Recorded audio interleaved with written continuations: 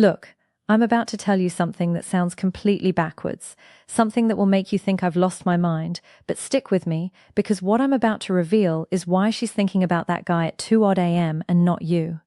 And by the end of this video, you'll discover the one thing he did that you're probably too afraid to try. Most guys think they need to be constantly on her mind through texting, calling, or showing up everywhere she is.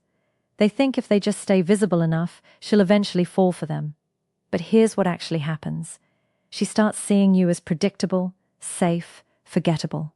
And the worst part, you become the guy she texts when she's bored, not the guy she stays up thinking about. Now, I'm about to show you something that sounds cruel, something that might make you uncomfortable, but I promise you, by minute 4 of this video, you'll understand why this cruel tactic is actually the most honest thing you can do. Something that taps into a psychological trigger so powerful, she won't even realize why she can't stop thinking about you. And here's the crazy part. The less you do, the more she'll obsess. I know that sounds impossible, but stay with me. By the end of this video, you'll understand exactly what makes a woman lose sleep over a man and how to become that man without playing games or being someone you're not. Because once you master this, you won't just be another guy in her phone. You'll be the one she can't get out of her head. This isn't theory. This is psychology. And it works even when logic says it shouldn't. But first, I need to show you the biggest mistake you're making. The one that's actually training her brain to forget about you. The mistake that's killing your chances and why it feels so right. Here's the scene. You meet a woman you really like. The chemistry feels real. So, you do what feels natural. You text her good morning. You check in during the day. Make sure she knows you're interested. You're being consistent, right? You're showing effort, but then something strange happens. Her responses get shorter. Her energy drops. The spark you felt, it's fading and you can't figure out why. Now, here's where it gets dark, and this is the part most dating coaches won't tell you. Every time you text her first, you're actually teaching her brain that you're not valuable. I know that sounds harsh, but hear me out. Here's what's really happening. You're giving her emotional closure before she's even invested. Think about the last show you binged on Netflix.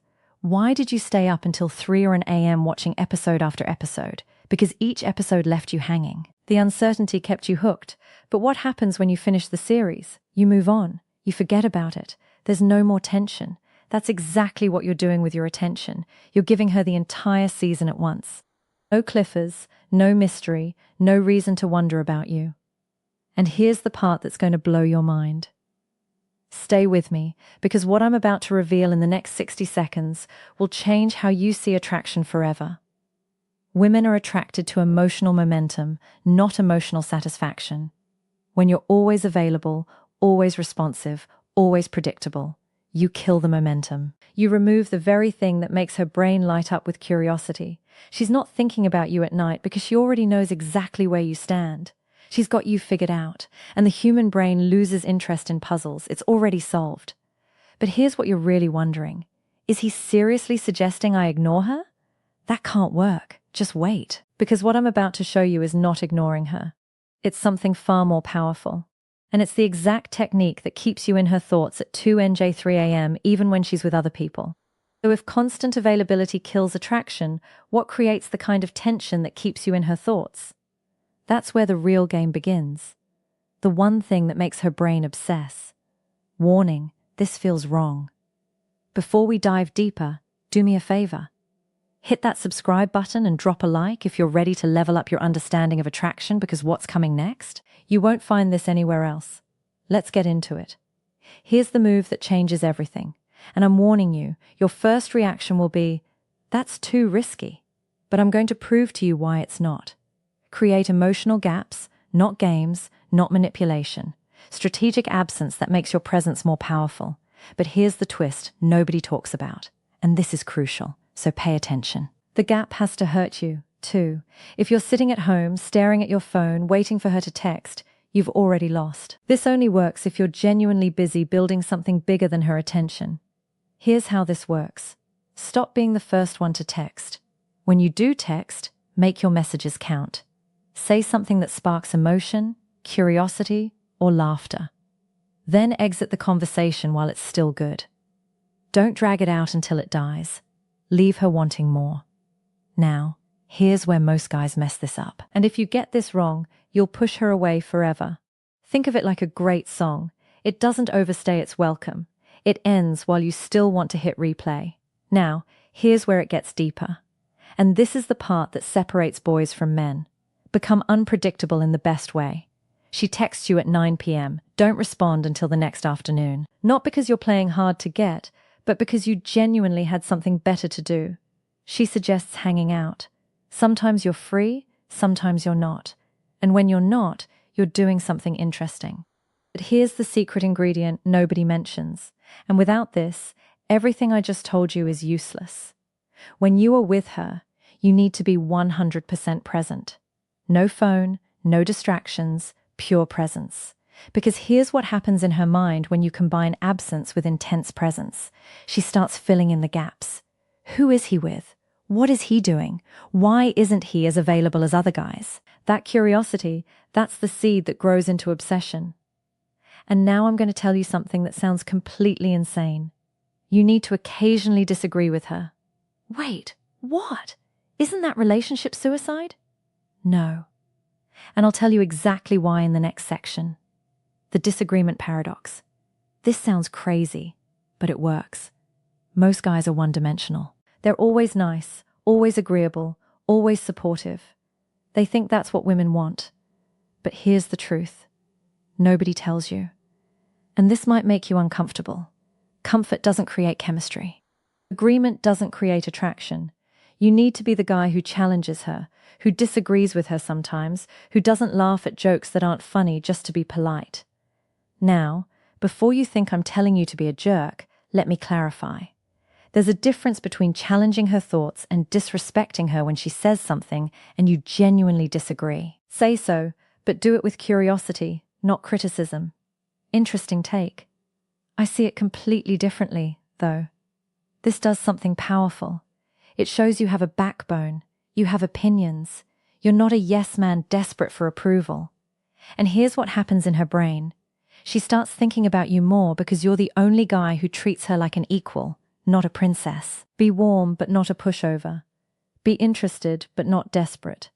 Be present, but not clingy. When you show range, when you show depth, you become fascinating. And fascination is what keeps someone up at night. Now comes the most powerful technique. And I'm warning you, this one is borderline manipulative if you use it wrong, so use it responsibly. The future ghost technique. Use this carefully. Here's another weapon that most men never discover. Shared secrets and unique experiences. Take her somewhere she's never been. Show her something she's never seen. Have conversations that go deeper than surface level.